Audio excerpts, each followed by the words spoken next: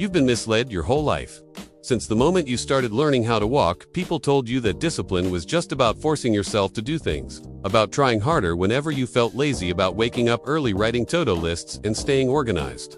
As if cleaning up the surface could fix what's broken deep inside. But the truth is far more ruthless. Discipline isn't about random bursts of effort, nor about waking up every day full of motivation. Discipline is war, a war within yourself.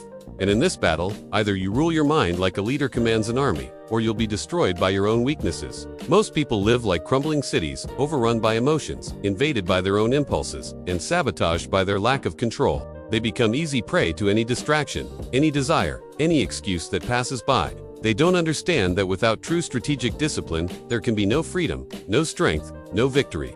Those who never learn to control themselves are forever ruled by chaos. Niccolo Machiavelli, one of the most misunderstood thinkers in history, saw this truth more clearly than anyone. While most people love to talk about being positive or believing in yourself, Machiavelli observed human nature with a cold precision. He knew that the world doesn't reward those with good intentions. It rewards those with discipline. It rewards the ones who, even when everything is falling apart, can still keep control. For Machiavelli, discipline wasn't a moral virtue or a nice habit. It was survival. Without it, both the king and the common man faced the same end: collapse. And here's the cruel part. The very moment you stop governing yourself, you hand the keys of your life to something else, to another person, another force, another impulse stronger than your weak will. Life, just like a throne, never stays empty. Either you sit on it with full command, or someone or something takes your place. If you believe discipline means waking up early only when you feel like it, you've already lost. If you think that just wanting something is enough to stay consistent, you're wrong.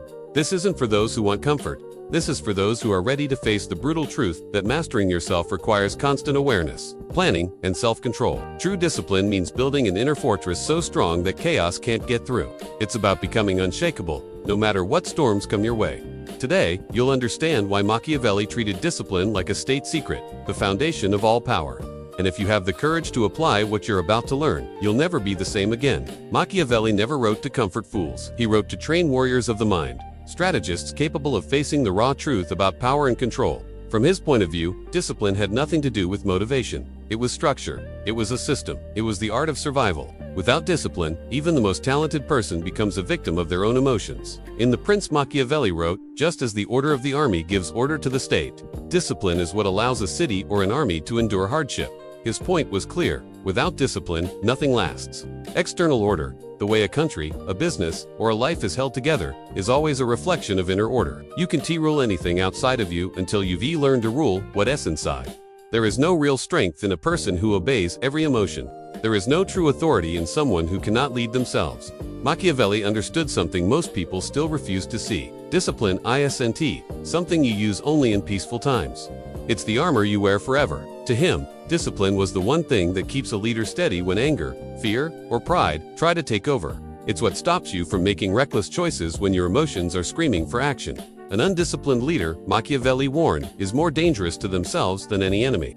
Because the enemy outside can only hurt you once, but the enemy inside can destroy you forever. Acting without thought, moving without planning, reacting without reflection. These are the guaranteed paths to collapse. So, discipline isn't something you practice when it feels convenient. It must become your constant habit, a wall you keep rebuilding, brick by brick, before time and chaos tear it down. Machiavelli saw that humans are easily corrupted by desire, pride, and fear. The only way to resist that self-destruction is through constant self-awareness, a relentless watch over your own mind. And this doesn't just apply to rulers or people in power. It applies to anyone who wants to be the master of their own life. If you don't rule your thoughts, your emotions, your impulses, they will rule you. And when that happens, you're no longer living. You're being lived by the world. You become a puppet to your circumstances.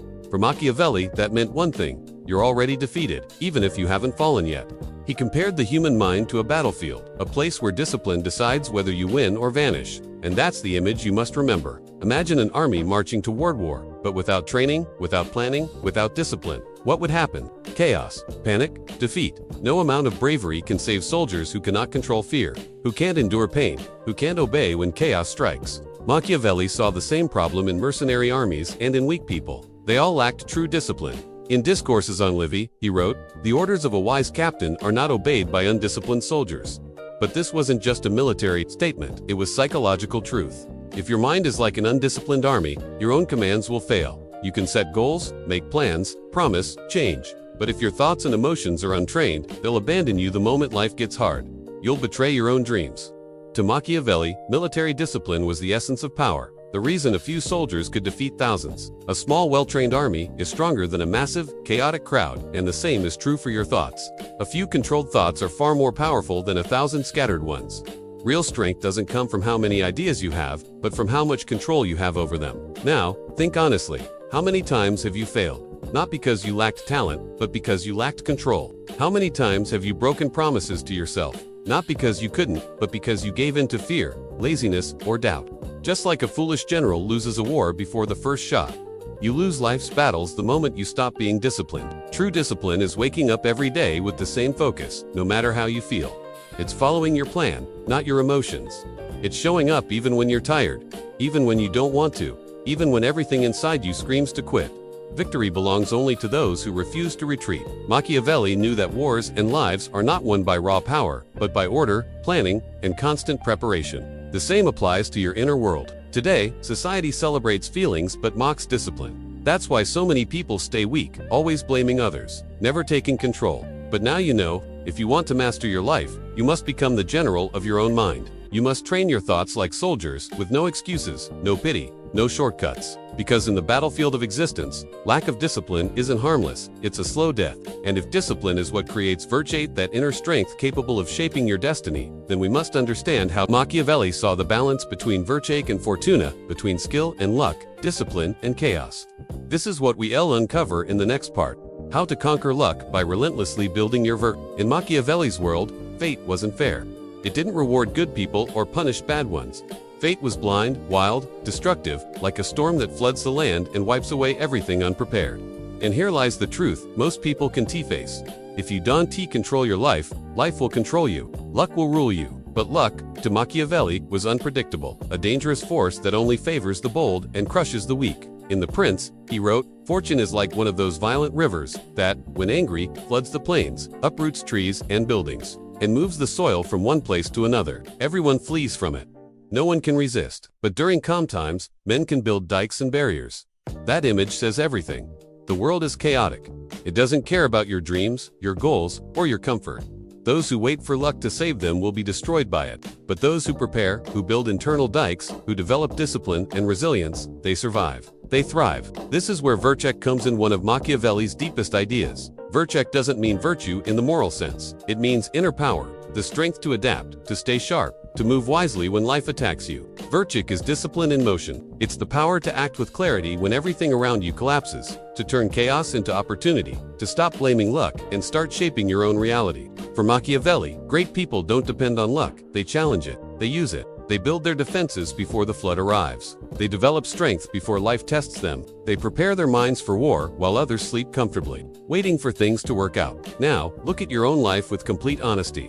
How many times have you waited for the perfect moment? How many times have you told yourself that things would get better someday? Fortune may be unpredictable, but it's not unbeatable. Those who depend only on luck lose.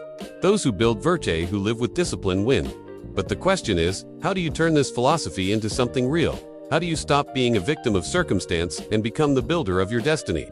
That's what we'll explore in the next part, the great modern illusion of discipline, and why most people fail miserably at mastering it. Because today, discipline has been turned into a cheap slogan, a product sold in shiny self-help packages full of empty words.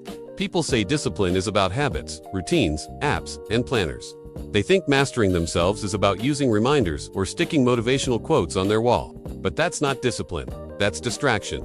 That's the illusion of control. Machiavelli would have laughed at this softness. He knew that real discipline isn't easy. It isn't a comfort. It's not something you install into your life. It's something you forge through pressure, pain, and persistence. Discipline is pain. It's not comfort, not excitement, not motivation.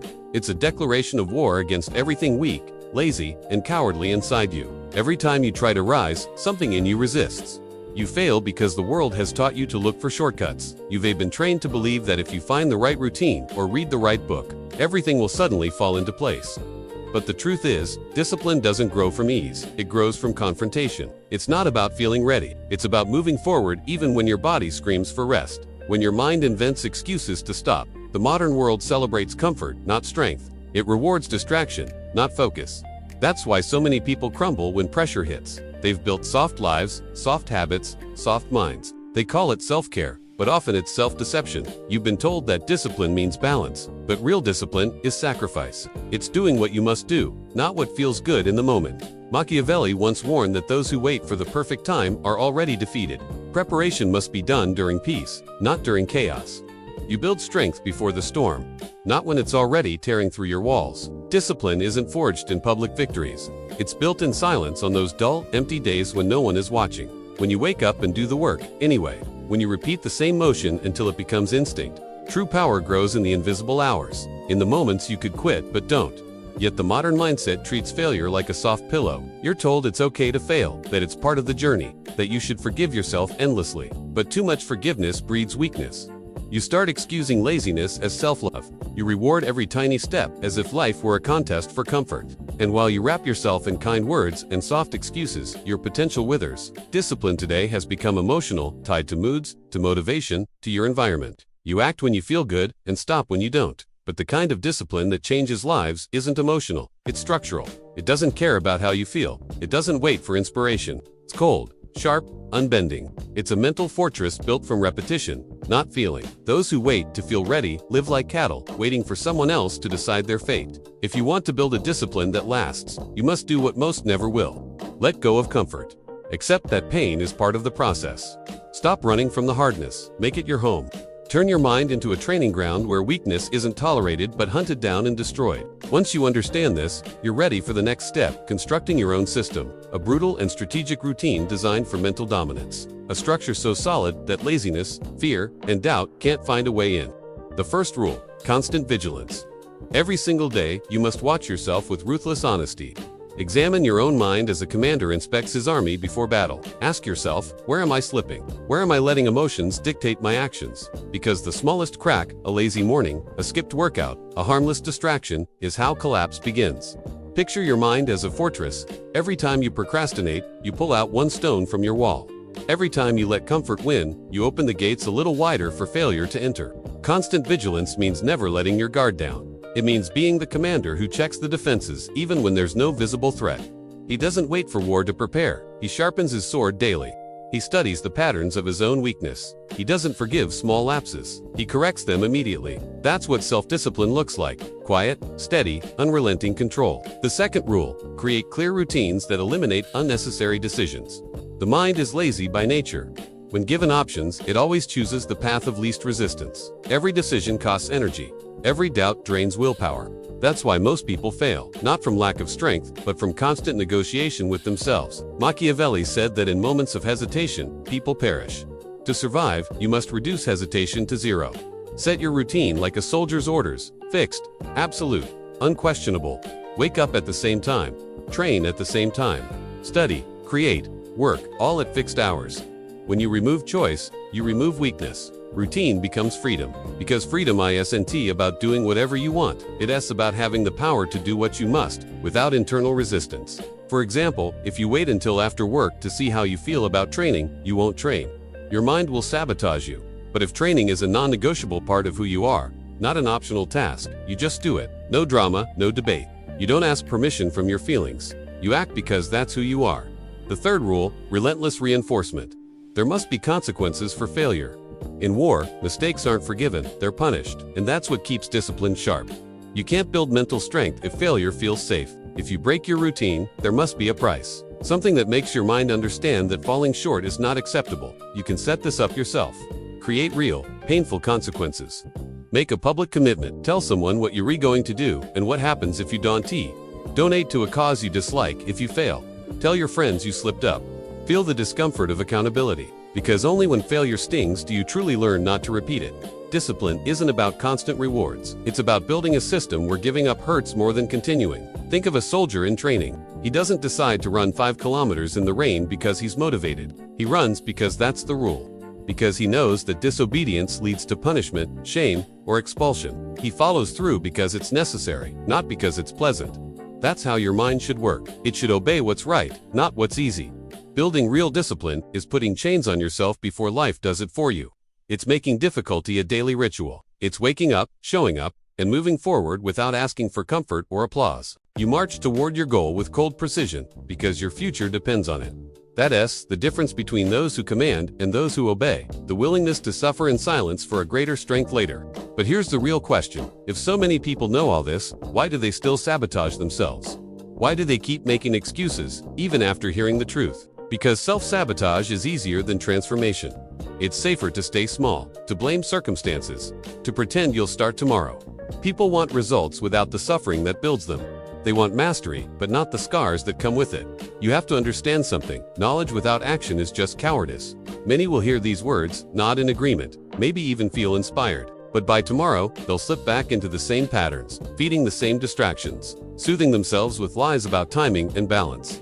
They'll continue living as slaves to their impulses, controlled by weakness, praying for luck instead of earning power. But a few, the rare few, will decide differently. They'll take these ideas and turn them into structure. They'll stop negotiating with themselves. They'll move from being governed by their moods to governing them. They'll choose discipline not as an accessory, but as the backbone of their entire existence. That choice to govern rather than be governed is what separates ordinary people from those who command their own destiny. Machiavelli said that ruling a state without discipline leads to collapse. The same applies to your life. Your mind is your kingdom. Your habits are your soldiers. Your decisions are your war strategies. If you don't lead them wisely, chaos will. You're either the ruler of your mind or its prisoner. There's no middle ground. There never was. You might think you still have time, that you can start tomorrow or when things calm down. But every day you wait, your walls weaken. The prince who waits for the perfect moment to act will be destroyed by the first wave of misfortune. Life doesn't wait for you to be ready. The battle has already begun. The moment is now. Build your inner fortress while you still have the strength. Discipline yourself not for aesthetics or approval, but for survival, because your freedom depends on it. Your greatness depends on it. Your peace depends on it. Each act of discipline is a brick in the wall of your future strength. Each time you follow through when you don't feel like it, you grow harder to break. So make a declaration today. Not to impress anyone else, but to yourself. Say it out loud if you must. I choose to be my own ruler. Let that sentence mark the beginning of something new, the first real act of discipline in your new life. Remember, mastery begins with one choice. The decision to stop being ruled by impulse and start commanding your own direction. Don't let this be just another idea you forget tomorrow. Act, build the system, live the discipline. The rest will follow. You're not at the end of this path. You're standing at the beginning of your real evolution.